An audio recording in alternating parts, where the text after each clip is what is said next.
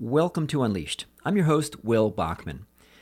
In the last episode, number 128, we kicked off a 6-part miniseries on how we consultants can enhance the experience of our clients over the life cycle of a project. Yesterday was the introduction. Today's episode is about things we can do during the proposal phase to provide a better client experience.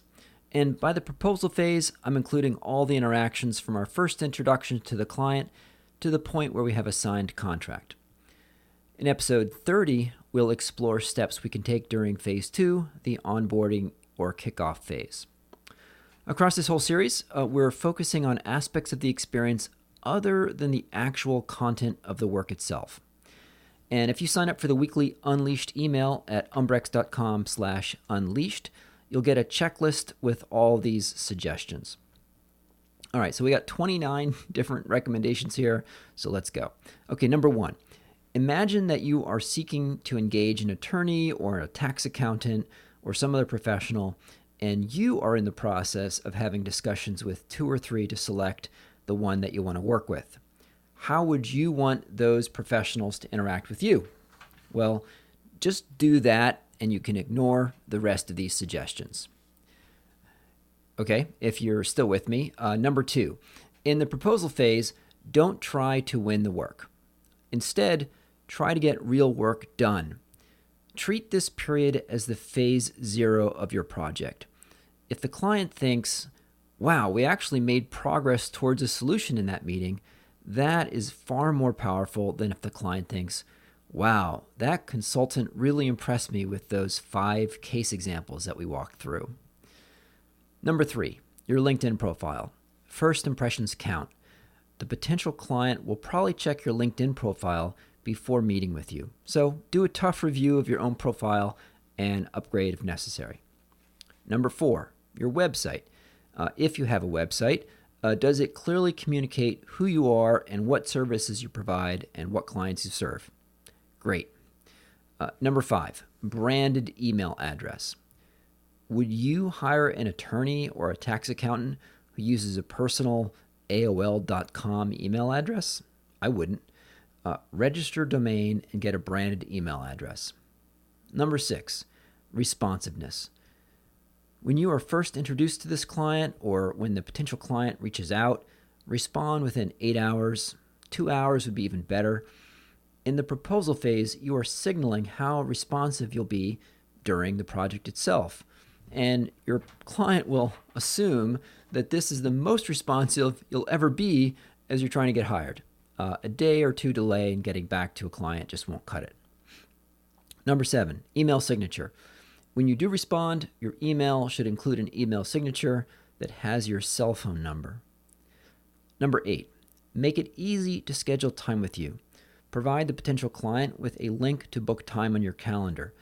I use and recommend Calendly, and I discussed how I use that tool in episode 73. Number 9, context discussion. Hold a context discussion with a potential client. For details on what to cover, check out The Irresistible Consultant's Guide to Winning Clients by David A. Fields, chapters 18 and 19. David outlines 6 topics that you should cover: the situation, desired outcomes, indicators of success, perceived risks and concerns, and the value that the client expects to obtain from the project, and the parameters, which covers people, time, geography, and budget. I also interviewed David in episode 1 of this podcast, and we do discuss the context discussion in that show. Number 10, if possible, do the context discussion in person at the client's office. You'll learn an enormous amount about the organization by just seeing the physical space. If an in-person isn't feasible, see if you can do a video conference. And if that isn't possible, then do a phone call if you must. But consider just refusing to participate in a proposal phase that'll be done purely over email or some other electronic communication when you can't have a live back and forth. Number 11. In the context discussion, try to spend about 75% of your time listening and 25% of the time talking. And of the time you spend talking, about 75% should be asking questions. The client cares about her problem, and honestly, she just doesn't care that much about our background and the school we went to and the consulting firm that we used to be at, even if she asks. Number 12, after the context discussion and after every discussion with the client, send a follow-up note that summarizes the interaction. Include any action items that you've agreed to, any action items the client agreed to, and the due dates discussed. Capture any decisions made, any open questions, key topics covered. Wouldn't you like to work with someone who does that every time you meet with them? Number 13. If a formal proposal is requested, then send the proposal well before the due date and call it a draft. Schedule time to go through the proposal with the client to get feedback so you can iterate and resubmit. Number 14. If there was an RFP or a list of things the client specifically wants you to address in the proposal, then consider structuring your proposal in the same order as that list so it's painfully obvious that you've met all the requirements. You might even include that list of requirements on the first page and show the page number of your proposal on which that item is addressed. Number 15. Your proposal should be formatted nicely with the branding of your firm. And if you don't have a template, get one. Use Upwork or some other design service. Number 16. In your proposal, include a sentence at the end that says, "This proposal is your intellectual property and may not be shared outside the client firm, and specifically not with other professional services firms without your written consent." You've put hard work into the proposal, and a client respects a provider who politely asserts her rights. Number 17. Maintain a sanitized project list that lists out all the projects that you've ever done. Then, when you're asked to provide some relevant examples, it will be quick and easy. Number 18. File names should be right side up, namely written from your client's perspective. So the file name of your proposal should not be proposal for abccompany.pdf. It should be instead something like office supplies procurement project proposal from consulting firm XYZ.pdf. Check out episode 118 for more of my thoughts on right side up file names. Number 19, sample work product. I spoke about this in episode 121.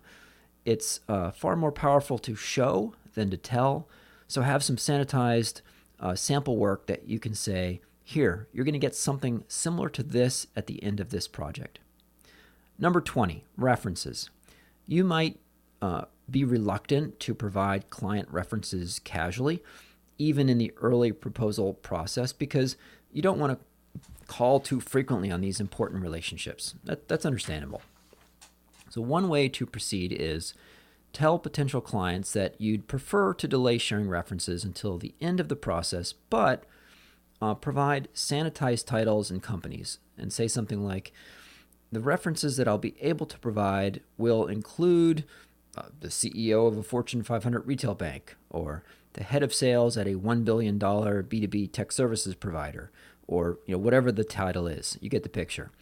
And ahead of time, obviously, you should have asked these previous clients if they're willing to serve as a future reference so you don't have to scramble at the last minute. Number 21, be pleasantly persistent. There may be times when the potential client goes radio silent. Hey, we all get busy and distracted, and don't take it personally. Don't assume the worst or get annoyed.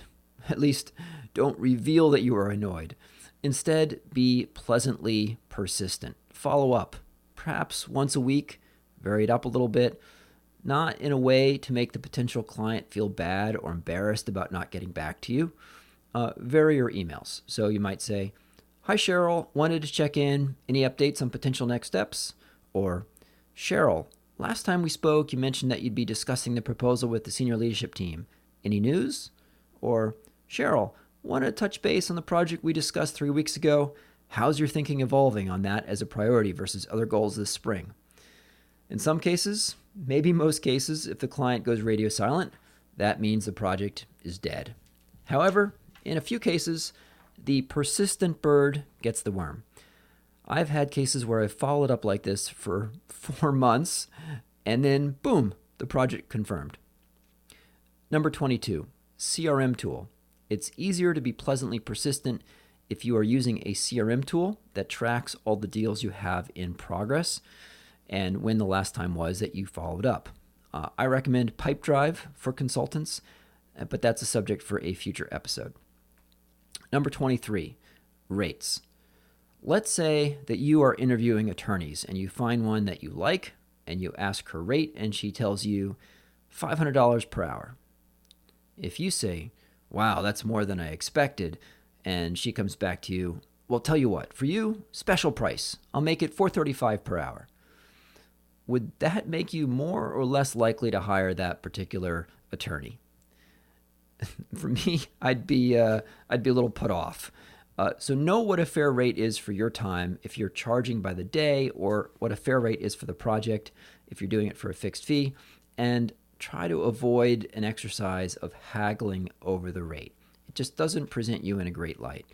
If the client legitimately pushes back and just doesn't have the budget, then work together to see if you can adjust the scope to reduce the fees.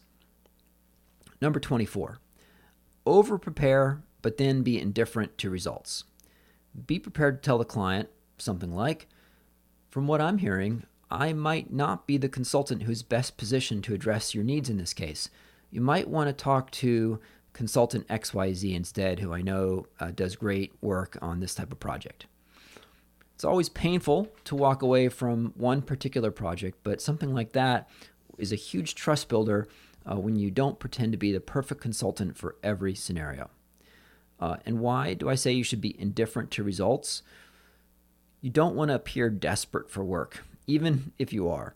No client wants to hire a consultant who has no other sign of any other work on the horizon and has a rent payment past due, even if that is the case. So no one wants to go to the prom with that person who can't get a date to the prom, apparently. So I've been told. Number 25, contract. First of all, you should have a contract template. Some clients will have their own boilerplate that they want to use, and that's fine. But if they don't, you should have ready to go your own template that you can quickly fill out. Number 26, contract review. If the client wants to use their boilerplate and send it to you for review or signature, then review it quickly and get back same day. If you're going to propose changes, be reasonable and pick your battles. Any changes that you propose are, after all, going to have to go get approved by their legal team. Number 27, if you are the one sending out the contract for signature, then use DocuSign or some other e-signature tool. Don't ask a client to print, sign, scan, and email the document. Number 28, if you don't get the project, politely ask for feedback. You won't always get it, but you can ask. And number 29, if you don't get the project, send a written thank you note, ideally on branded stationery. You might write something like, "Thanks for the opportunity to be considered to support you on this important effort. I'm deeply appreciative of the time you spent with me helping me to understand your situation and considering the proposal I shared. While I'm of course disappointed not to be able to support your team on this particular effort, I hope our discussions over the past few weeks mark the beginning of an ongoing relationship, and I look forward to continuing the conversation." Wouldn't that be nice to get a note like that? Many of these ideas came from the dozens of Umbrex members who attended one of the workshops that I ran last year with David A. Fields. So thanks to all those Umbrex members who participated in those sessions. Tune in to the next 4 episodes where I'll be discussing the next 4 phases of a project, namely Phase 2, the onboarding kickoff phase, Phase 3, project execution, Phase 4, wrap up, and Phase 5, post-project. If you found this episode helpful, please share it with a friend or on social media, or write a review on iTunes. That helps other people discover the show. I'd love to hear from you, your thoughts on this episode, or a question you'd like me to answer in a future episode. You can email me at unleashed@umbrex.com. Thanks for listening.